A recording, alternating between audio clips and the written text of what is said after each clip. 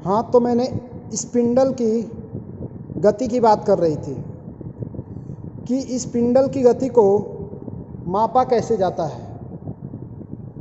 यहाँ पे जो हेड स्टॉक में स्पिंडल दिख रहा है आपको, ये यहाँ पे स्पिंडल लगा होता है, ये हेड स्टॉक है, यहाँ पे स्पिंडल लगा होता है। तो इसकी मोशन, इसकी गति को मापा कैसे जाता है, इसके बारे में हम पिछले वीडियो में चर्चा कर रहे थे, तो उसी का ये पार्ट सेकंड बना रहे हैं। तो देखिए, स्पिंडल की जो गति है इसको मीटर प्रति मिनट में मापा जाता है। किसमें? मीटर प्रति मिनट में। इसमें बहुत सारी गलतियाँ होती हैं कि मीटर प्रति सेकंड भी बच्चे लगा देते हैं, लेकिन इसको हमेशा दिमाग में रखिएगा कि स्पिंडल की जो गति है उसको मीटर प्रति मिनट में मापा जाता है। अब हम स्पिंडल की गति को कंट्रोल करना सीखेंगे कि स्पिंडल की गति को कैसे कंट्रोल किया जाता है। स्पिंडल की गति को हेड स्टॉक के बिल्कुल सामने ऐसा लगा होता है। हेड स्टॉक के सामने बिल्कुल इस तरह का बना होता है जिसमें 3 लीवर दिखाई देते हैं। तो यहीं से स्पिंडल की गति को कंट्रोल किया जाता है। ये जो आपको ऊपर 2 लीवर दिख रहे हैं, ये दोनों लीवर के द्वारा हम स्पिंडल की गति को कंट्रोल करते हैं। कितना स्पिंडल की गति रखना है यहीं से कंट्रोल किया जाता है। इसमें एक तीसरा लीवर भी दिख रहा है, इसमें एक तीसरा लीवर भी दिख रहा है, ये वाला लीवर। तो इस लीवर के द्वारा हम ये देखते हैं कि हमारा जो स्पिंडल है उसकी गति कैसे कराना है। स्पिंडल की गति को अगर एंटी क्लॉक में कराना है, मतलब कि स्पिंडल की गति को हम घड़ी के विपरीत दिशा में चाहते हैं, तो LH पे ले जाके सेट कर देंगे। यहाँ पे आपको एक हैंडल दिख रहा होगा। इस हैंडल को अगर हम LH पे ले जाके सेट कर देते हैं तो यहाँ से स्पिंडल की गति लेफ्ट हैंड साइड अर्थात एंटी क्लॉक घूमने लगती है। और इस लीवर को यदि हम RH पे ले जाके सेट कर देते हैं तो स्पिंडल की जो मोशन है वो क्लॉकवाइज हो जाती है। स्पिंडल की मोशन यहाँ पे अगर RH पे लगा देंगे तो कैसे हो जाएगी? क्लॉकवाइज। और अगर इस लीवर के हैंडल को N पे ले जाके सेट कर देते हैं तो मशीन न्यूट्रल हो जाता है। मशीन अर्थात लेथ मशीन जो है, लेथ मशीन का स्पिंडल जो है वो न्यूट्रल हो जाता है। स्पिंडल घूमता नहीं है, न तो लेफ्ट हैंड साइड घूमता है न ही राइट हैंड साइड। अगर हम यहाँ पे लगाएंगे तो N पे ले जाके सेट करेंगे तो दोनों में से किसी भी साइड स्पिंडल की गति नहीं होती है।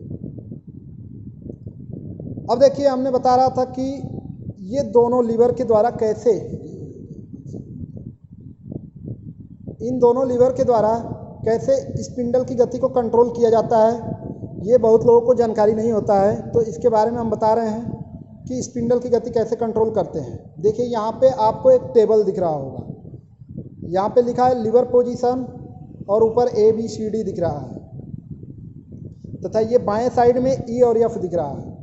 सेम इसी तरह का लेथ मशीन के हेड स्टॉक अर्थात ये जो लीवर जहाँ पे होते हैं उस लीवर के नीचे इसी तरह का बिल्कुल टेबल बना होता है। तो इस टेबल को देखकर हम लीवर की गति को, स्पिंडल की गति को कंट्रोल करते हैं। देखिए, यहाँ पे A दिख रहा है, तो इन दोनों लीवर में A किस में है? A इस वाले लीवर में दिख रहा है। और A के ठीक इस बाईं साइड में क्या दिख रहा है? E दिख रहा है। ऐसे देखिए, यहाँ पे E दिख रहा है और A दिख रहा है। तो इसमें A है, जिसमें यहाँ पे हम क्या करेंगे कि ये जो लीवर का हैंडल है, इस हैंडल को A पे ले जाके सेट कर देंगे। और दूसरे वाले लीवर में ये जो हैंडल दिख रहा है इसको हम E पे ले जाके सेट कर देंगे। तो जो स्पिंडल की स्पीड है वो 90 मीटर प्रति मिनट हो जाएगी। इसी प्रकार से इसको सेट कर लेंगे आगे। जैसे यहाँ पे B दिख रहा है और B के सामने ये क्या दिख रहा है, E। तो B और E पर अगर सेट करते हैं, अर्थात इसको B पर और इसको E पर, तो स्पिंडल की गति कितनी हो जाएगी, 40 मीटर प्रति मिनट। इसी प्रकार से अगर सबसे हाई स्पीड में हमको स्पिंडल की गति करना है, सबसे हाई स्पीड पर अगर स्पिंडल की गति को करना है, तो इसमें आपको टेबल में दिख रहा होगा सबसे हाई स्पीड यहाँ पे 1200 दिख रहा है। अब हम 1200 के सामने देखेंगे कि क्या लिख रहा है, डी लिख रहा है, और 1200 के लेफ्ट साइड में बिल्कुल जाएंगे तो यफ दिख रहा है। अर्थात अगर स्पिंडल की गति को 1200 मीटर प्रति मिनट रखना है तो एक लीवर को डी पर और दूसरे लीवर को एफ पे सेट करेंगे। एक लीवर को यहाँ पे डी पे ला दिए और दूसरे लीवर को एफ पे ला के सेट कर दिए, तो यहाँ से क्या हो गया कि स्पिंडल की गति सबसे अधिक हो गई, अर्थात 1200 मीटर प्रति मिनट। ठीक है, अब इस स्पिंडल की गति को आप कंट्रोल कर लेंगे। आइए आगे हम देख रहे थे कि हेड स्टॉक के बारे में देख रहे थे। हेड स्टॉक होते कितने प्रकार के हैं, तो हेड स्टॉक मुख्यतः दो प्रकार के होते हैं। एक तो होता है ऑल गियर्ड हेड स्टॉक और दूसरा होता है कोन पुली हेड स्टॉक, अर्थात जिसमें गियर लगे होते हैं उसे ऑल गियर्ड हेड स्टॉक बोलते हैं, और जिसमें पुल्ली, ये पुल्ली दिख रहा है, जिसमें पुली लगे होते हैं उसे कोन पुली हेड स्टॉक बोला जाता है। इसका मतलब ये है कि जो गियर्ड हेड स्टॉक बोला जा रहा है, ऑल गियर्ड हेड स्टॉक, इसमें बहुत सारे गियर लगे हुए हैं जो ये फिगर में आपको दिख रहा है, और ये एक गियर दूसरे गियर से कनेक्ट होते हैं। जैसे यहाँ पे आपको दिख रहा है एक गियर दूसरे गियर से कनेक्ट होते हैं, और इस गियर का कनेक्शन मोटर से होता है, तथा ये जो मोटर होता है वो हेड स्टॉक के बिल्कुल पीछे लगा होता है। हेड स्टॉक के पीछे मोटर लगा होता है, वो 3 फेज मोटर होता है। 3 फेज मोटर द्वारा इस गियर में कनेक्शन होता है, और ये गियर द्वारा इस गियर में कनेक्शन होता है, तो ये गियर क्या करता है, स्पिंडल की गति को मोशन करता है। उस मोटर से गति पहले गियर में आया इस गियर से, और इस गियर से जब इस गियर में गति आएगा तो यहाँ पे स्पिंडल लगा होता है, वो स्पिंडल की गति को यहीं से देखा जाता है। मतलब हम ये कह सकते हैं कि मोटर द्वारा ही स्पिंडल की गति को चलाया जाता है। इसी प्रकार से दूसरा जो है हेड स्टॉक, वो कोन पुली हेड स्टॉक है, जिसमें बहुत सारे पुली लगे होते हैं। इसमें क्या होता है कि इसमें देखिए पुली है, और एक पुली का दूसरे पुली से अगर कनेक्शन करना होता है तो इस पर हम बेल्ट लगाते हैं, जिसे फ्लैट बेल्ट बोला जाता है। उस बेल्ट का यूज करके एक पुली को दूसरे पुली द्वारा कनेक्ट किया जाता है, और एक पुली को दूसरे पुली से चलाया जाता है, ऐसा कह सकते हैं। और इस पुली का कनेक्शन भी 3 फेज मोटर से ही होता है, सेम उसी तरह से होता है। अब देखिए ऑल गियर्ड हेड स्टॉक की जो स्थिति होती है वो विभिन्न स्पीडों के मैच में गियर्स की शिफ्टिंग करके प्राप्त होती है। अर्थात हम ये कह सकते हैं, अभी हमने बताया कि एक गियर दूसरे गियर से कनेक्ट होते हैं, तो इस तरह से इनकी जो गति होती है एक गियर से दूसरे गियर में होती है, और इसे हेड स्टॉक की साइड पर लगे लीवरों की सहायता से बहुत ही शीघ्रता से किया जाता है, शीघ्रता से चेंज किया जाता है। अर्थात हम ये कह सकते हैं कि अगर ये वाला हेड स्टॉक है, ऑल गियर्ड हेड स्टॉक है, तो उसमें हम स्पिंडल की गति को बहुत शीघ्रता से बदल सकते हैं। स्पिंडल की गति को शीघ्रता से बदलने के लिए इसी हेड स्टॉक का यूज किया जाता है, ऑल गियर्ड हेड स्टॉक। और जो कोन पुली हेड स्टॉक है उसमें हम शीघ्रता से स्पिंडल की गति को चेंज नहीं कर सकते हैं।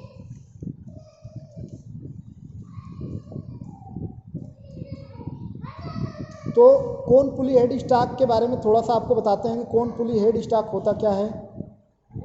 इसे हम बेल्ट ड्रिवेन हेड स्टॉक भी कहते हैं। ये वाला जो है हेड स्टॉक, इसे हम बेल्ट ड्रिवेन हेड स्टॉक भी कहते हैं। और विभिन्न स्पीडों को बेल्ट को एक स्टेप से दूसरे स्टेप पर बदलकर प्राप्त किया जाता है। अर्थात यहाँ जो बेल्ट दिख रहा है, इस बेल्ट को अगर हम इस पुली से दूसरे पुली पर कनेक्ट करेंगे तो वहाँ से गति बदलती है। स्पिंडल की जो गति है, अगर एक पुली से दूसरे पुली पर हम इस पट्टे को चढ़ाएंगे, जो फ्लैट बेल्ट है, इस बेल्ट को अगर दूसरे पुली पे लाएंगे तो यहाँ से स्पिंडल की गति चेंज होगी। इसमें पावर को ट्रांसमिट करने के लिए एक स्लाइडिंग स्प्रिंग प्लंजर पिन के साथ बोल्ट द्वारा जोड़ा जाता है।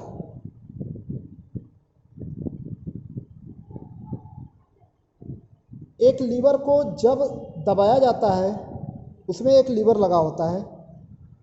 एक लीवर को जब दबाया जाता है तो बेल्ट क्या होता है, ढीली हो जाती है। इस वाले हेड स्टॉक में एक लीवर लगा होता है। अगर हम उस लीवर को दबाते हैं तो यहाँ से जो ये आपको फ्लैट बेल्ट दिख रहा है, ये ढीली हो जाती है। तो इसको हम हाथ के सहारे, हाथ का इशारा करके एक पुली से दूसरे पुली पर चढ़ा देते हैं। इस प्रकार से हम इसमें गति को चेंज करते हैं, मतलब स्पिंडल की गति को इस प्रकार से करते हैं।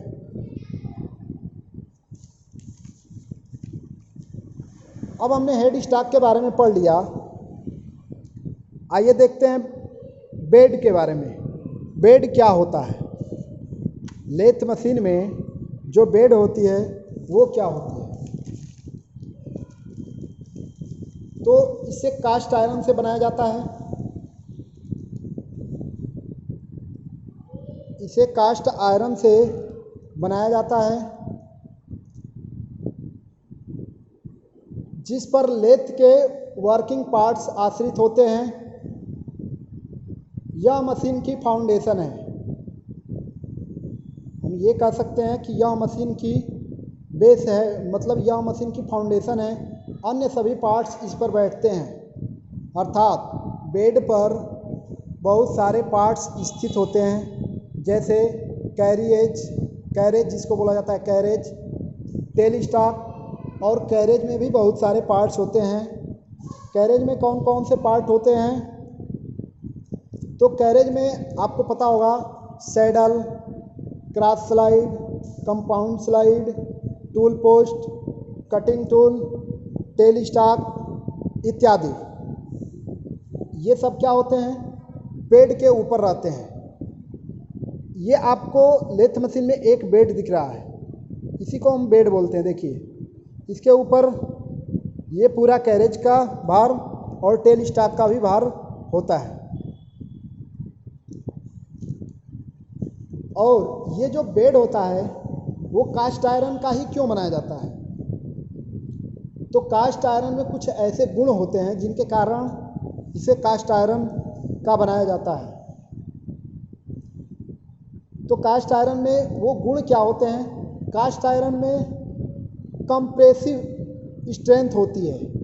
कास्ट आयरन में कंप्रेसिव स्ट्रेंथ होती है तथा यह घिसावट का प्रतिरोधी होता है और यह कंपनों को सहन कर सकता है। हम ये कह सकते हैं कि यह कंपन और झटकों को सहन भी करता है जो बेड है।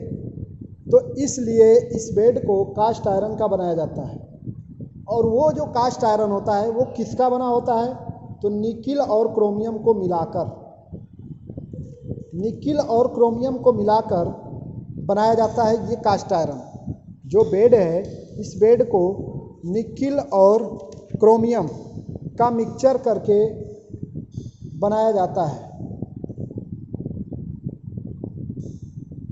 आइए देखते हैं बेड कितने प्रकार के होते हैं। तो बेड लेथ में जो बेड होते हैं लेथ मशीन में वह मुख्यतः 3 प्रकार के होते हैं। कौन कौन से? ये आपको तीनों फिगर दिख रहा है। तो ये जो है फिगर ये फ्लैट बेड का है, इसे फ्लैट वे बेड बोला जाता है। और इस बेड को क्या बोला जाता है? वी वे बेड, क्योंकि ऊपर का ये जो आपको दिख रहा है ये भी के आकार में दिख रहा होगा। और तीसरा जो बेड है वो कॉम्बिनेशन वे बेड इसको बोल देंगे तीसरे नंबर। तो इस प्रकार से तीनों बेड होते हैं। पहले हमने दिखाया ये फ्लैट वे बेड, दूसरा भी वे बेड और तीसरा कॉम्बिनेशन वे बेड या कंबाइंड वे बेड।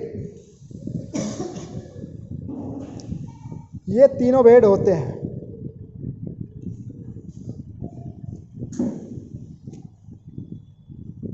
और बेड पर कैरेज और टेल स्टॉक स्लाइड करते हैं। बेड जो है अर्थात यहाँ पे आपको बेड दिख रहा होगा, ये आपको बेड दिख रहा होगा। इस बेड पे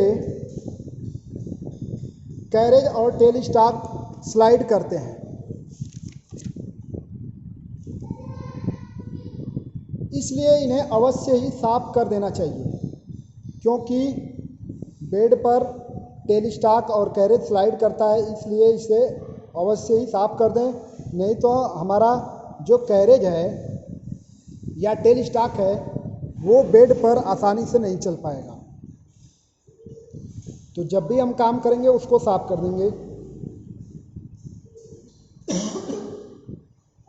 क्योंकि अगर हम साफ नहीं करते हैं, अगर हम बेड वाले स्थान को साफ नहीं करेंगे तो कैरेज और टेल स्टॉक को स्लाइड करने में बहुत प्रॉब्लम होगी। इस प्रकार से बेड का पार्ट भी खत्म हो गया।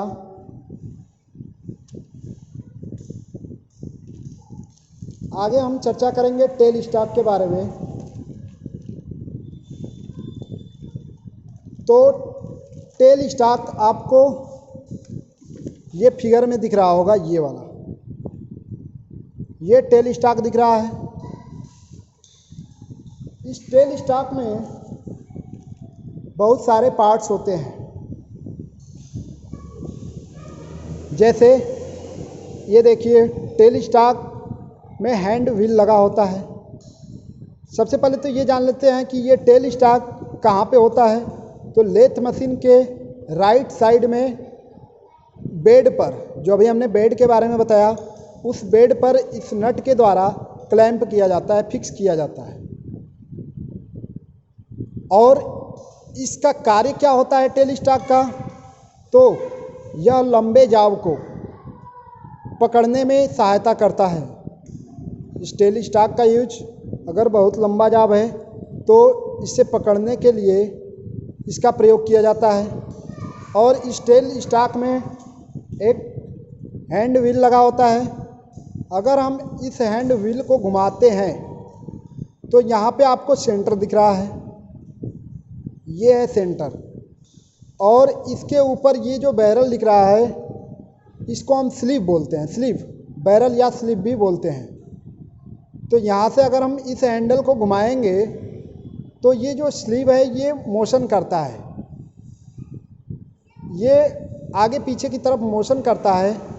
और इसके अंदर जो सेंटर है वो आगे पीछे जाता है, तथा इसमें एक क्लैंपिंग डिवाइस होता है। यहाँ पे क्लैंपिंग डिवाइस होता है ऐसे। ये किसके लिए यूज होता है? तो मान लीजिए हमको इस पे सेट करना है। अगर इस पे सेट करना है तो इस क्लैंपिंग डिवाइस के द्वारा उस सेंटर को अगर हम इस क्लैंपिंग डिवाइस के द्वारा यहाँ से अगर लॉक कर देंगे तो ये सेंटर बिल्कुल भी इधर उधर नहीं घूमेगा। अर्थात इधर उधर सेंटर नहीं जाएगा। तो इसी को लॉक करने के लिए ये क्लैंपिंग डिवाइस का यूज किया जाता है। अब इसमें दिख रहा है फीड स्पिंडल, ये फीड है, तो इसका कनेक्ट सीधे हैंड व्हील के साथ होता है। हैंड व्हील को जैसे ही हम घुमाते हैं तो इससे यह सेंटर को आगे पीछे की तरफ मोशन कराता है, ये जो सेंटर दिख रहा है। और ये जो सेंटर है इसको डीड सेंटर भी बोला जाता है। एक इसमें बहुत इंपॉर्टेंट चीज़ है कि ये जो डीड सेंटर है इसका एंगल दिख रहा है हमको, तो ये एंगल भी अलग अलग प्रकार के होते हैं। जैसे